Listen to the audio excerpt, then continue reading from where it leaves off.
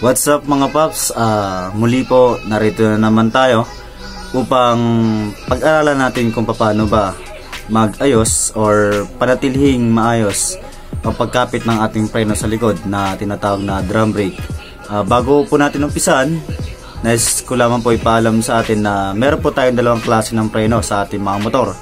Yung una, yung tinatawag na drum brake, at pangalawa, yung tinatawag naman na disc brake. Kapag drum brake po, ito po yung merong brake shoe na merong lining. Ang ibig sabihin po nun, hindi po siya katulad ng disc brake na meron ng dalawang brake pad na kapag inipit na niya yung disc plate ay kakapit ang preno. Okay po. Yung drum brake, hindi po niya kailangan ng brake fluid. Sa foot brake po natin, mapapansin po natin yun, every time natatapakan natin siya, meron po dun sa dulo na spring, yun po yung umahatak papunta doon sa drum brake upang bumuka yung ating brake shoe. Yan, papakita ko po sa inyo yung itsura ng brake shoe. Ayan, ganyan po ang itsura ng brake shoe. At ganito naman po ang itsura ng brake pad. Ayan po. So, ngayon, tingnan po natin kung paano natin ayusin yung motor na nag-iingay at nag-iingit-ngit ang every time na tinatapakan ng preno, parang merong kumakayod or parang may matining na tumutunog. Silipin po natin kung ano nagiging dahilan kung bakit ito nagkakaproblema sa tuwing tinatapakan yung foot brake. Sige po, simulan na po natin. Hinandaan na rin natin yung ating mga basic tools para sa pagtatanggal ng ating gulong. Yan yung first move na gagawin natin, ay tanggalin ng gulong dahil doon nakakabit ang ating drum brake. So naghanda ako ng back wrench. Ang size nito ay 17 and 19, pero ang kailangan natin kasi dun sa may right side ng thread ng ehe ay 19. So dito naman sa left side, ayan, ito po, ako nakikita po ninyo, ayan, 19 din siya, almost same din. Pero ang ginamit ko po dito kasi kapag matagal na ng motor natin ay hindi nababaklas, mahirap na pong baklasin yan, kaya ina-advise ko po na gumamit po tayo ng socket wrench. Pero kung walang-wala talaga, pwede naman po yung katala or itong close wrench natin. Huwag po tayong gagamit ng open wrench kasi po nagkakos yun ng pag-lost thread ng ating mga tornilyo. So ayun, may dala rin na akong liya. Number 1000 to mga kabotsog. Kaya 1000 kasi liliyahin natin mamaya yung ating lining sa drum brake. Ayun mga kabotsog, umpisa natin tanggalin itong tornilyo. 19 po ang size nito. Ang pagtatanggal po nito hindi po paangat, pababa po ang pagtatanggal kasi po kadalasan sa mga encounter natin pag nababaklas tayo ng gulong, kaya nalo-lost thread ang tornilyo natin kasi mali po yung ating pagtatanggal. Ayan po, standard po yan, lahat po ng pagbabaklas ng ating tornilyo is pababa, hindi po pataas. Pagpasikip na po, pataas po yan. Okay po. Na-install lang ko na rin po ito ng mudguard. Ayan po, sa mga gusto mag-install ng mga mudguard sa ating mga motor, yan, simple lang po, kabilaan lang po yan nilalagay. Ayan, tinanggal ko na po siya, nilawagan ko na kasi medyo matigas kanina yung tornilyo. So ayan,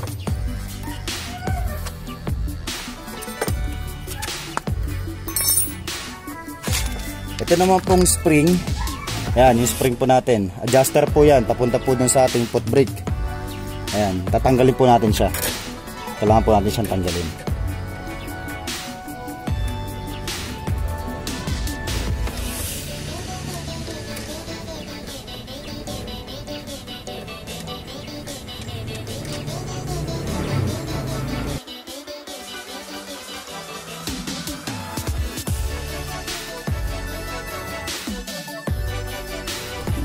Hanggang sama-samahin lang po natin yung mga binabaklas natin. May washer po yan. Okay.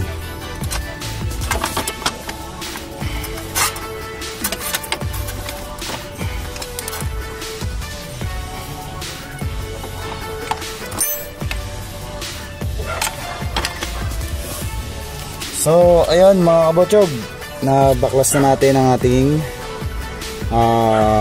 brake shoe lining. Tinatawag din na drum brake. Ito po, bago po natin siya umpisahan na linisin muna, alamin muna natin yung mga parts name nito. Okay, so ito po yung tinatawag na lining. Yan. Yan pong lining na yan, every time na tumatapak tayo sa foot brake, bumubuka po yan pareho. At nagtatama yung lining ng ating hub, tsaka yung lining naman nitong preno, yung brake shoe natin. Ayan po, may dalawang spring po yan.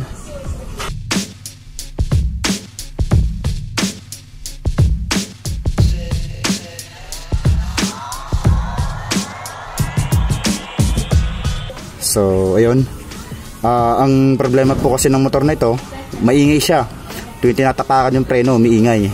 Kadalasan po nagiging problema nun kung hindi po siya pudpod. Kung mapapansin naman po ninyo, makapal pa po siya. So hindi papalitin ang ating brake shoe. Kaya ang gagawin natin ay lilinisin lang natin.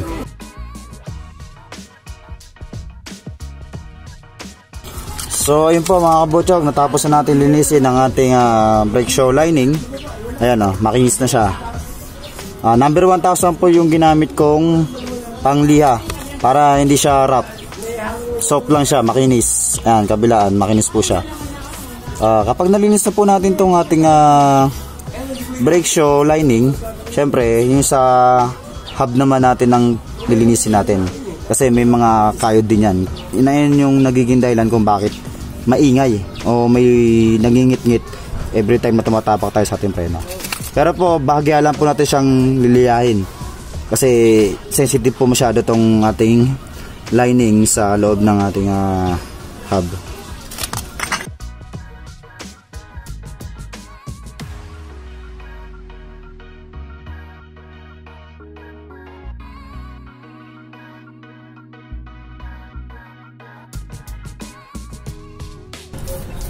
Paalala lang po, huwag po natin itong babasain. Bawal po siyang mabasa.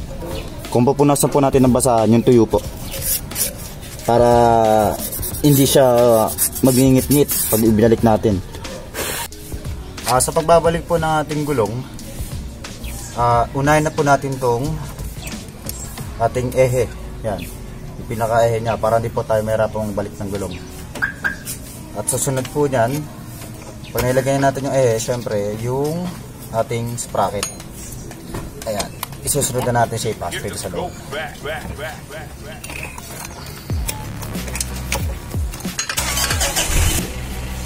So yun, sa pagbabalik po ng ating gulong,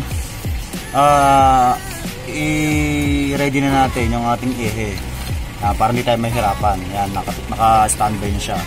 Tapos itong chain natin, yan, chain sprocket, ipasok na rin natin dito sa ating sprocket.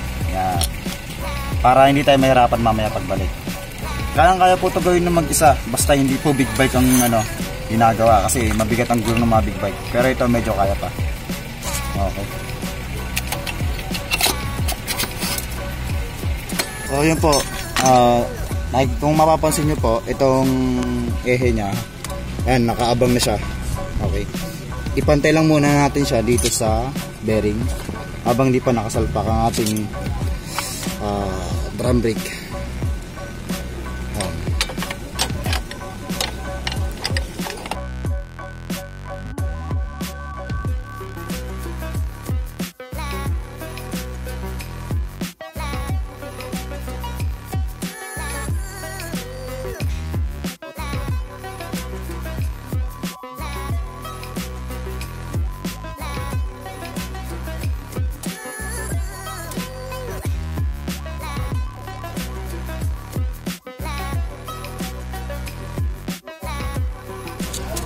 So yun, i-brake na po natin yung drum brake natin. Siyempre, ibabalik natin lahat ng mga tinanggal natin kanina. Ito. yung kanyang guide.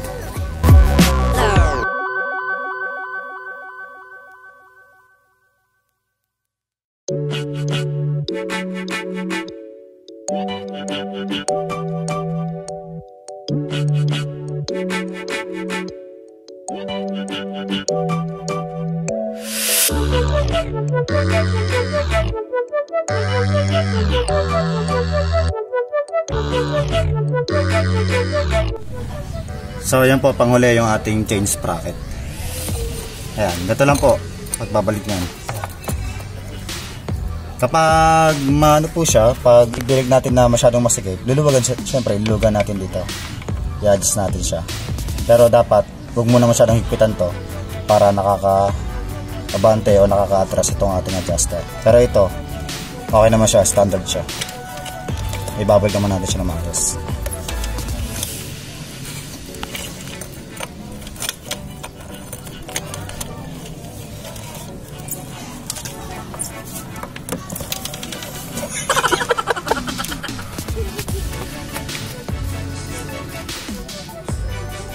Ayan, hindi natin maibalik mga kabotsyog.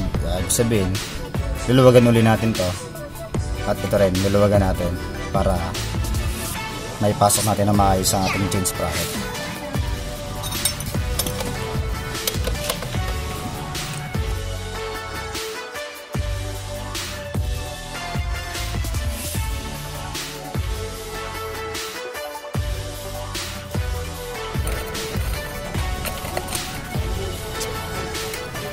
So ayan, maluwag na kasi niluwagan natin to. Hindi tayo mahirapang mabalik ng ating chain sprocket.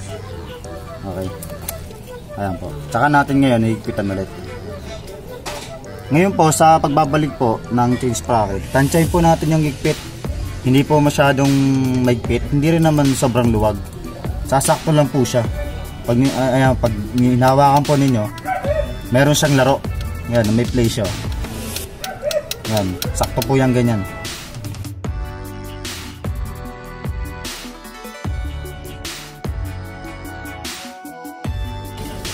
Testing na natin kung maganda ba yung kapit ng preno at hindi na siya nag-iingay.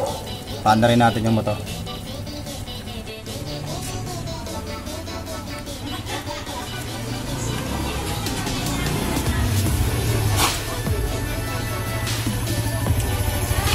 Ayan, kamusta naman Botsyog yung preno sa likod? Okay naman Botsyog yung preno sa likod. Medyo malakas. So, ayan. Wala na rin ingay. Good job sa atin mga sir.